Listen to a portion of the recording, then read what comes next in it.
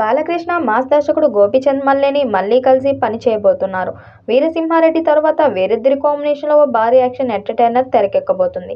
గోపీచంద్ మల్లేని ఇటీవల ఓ ఇంటర్వ్యూలో almost movie గురించి చాలా విషయాలే పంచుకున్నారు. బాలకృష్ణతో స్క్రిప్ట్ డిస్కషన్ అయిపోయిందని, ఈసారి భారీ స్థాయిలో సినిమా ఉంటుందని తెలిపాడు. అఖండ 2 విడుదలయ్యాక ఎన్బీకే 111 సినిమా స్టార్ట్ అయ్యే అవకాశాలు ఉన్నాయి. ఈ సినిమాకు అంధకాసుర్ అనే టైటిల్ పెడతారని సమాచారం. ఈ సినిమా బాలకృష్ణ కెరీర్లో 111వ మూవీగా వస్తుంది. కాబట్టి ఎన్బీకే 111 అనే వర్కింగ్ టైటిల్తో మేకర్స్ అనౌన్స్ చేశారు. ఇక గోపీచంద్కి లేడీ విలన్ సెంటిమెంట్ ఉంది. రవితేజతో తీసిన క్రాక్లో లేడీ విలన్ పాత్ర హైలైట్ అయింది.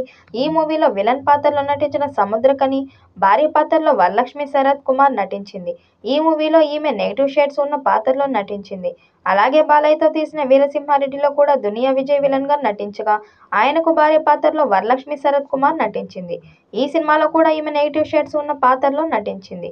ఇక తాజాగా గోపీచంద్ హిందీలో తీసిన జాట్ మూవీ కూడా లేడీ విలన్ పాత్రలో టాలీవుడ్ హీరోయిన్ ని తీసుకున్నాడు. ఈ మూవీలో రజీనా నెగిటివ్ షేడ్స్ ఉన్న పాత్రలో నటించింది. ఇలా ఈయన వరుసగా రూపొందించిన 3 సినిమాల్లో కూడా లేడీ విలన్ పాత్రలు ఉన్నాయి.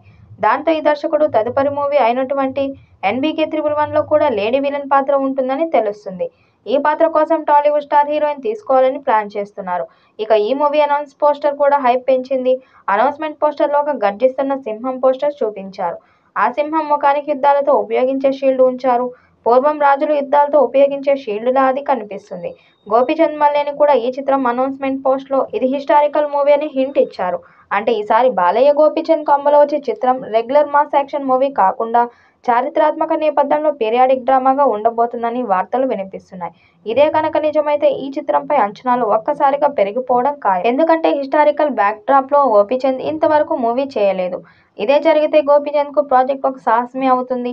వీరసింహారెడ్డితో బ్లాక్ బస్టర్ కొట్టిన ఈ కాంబో ఎన్బీకే 111తో మరో బ్లాక్ బస్టర్ కొట్టాలని చూస్తున్నారు.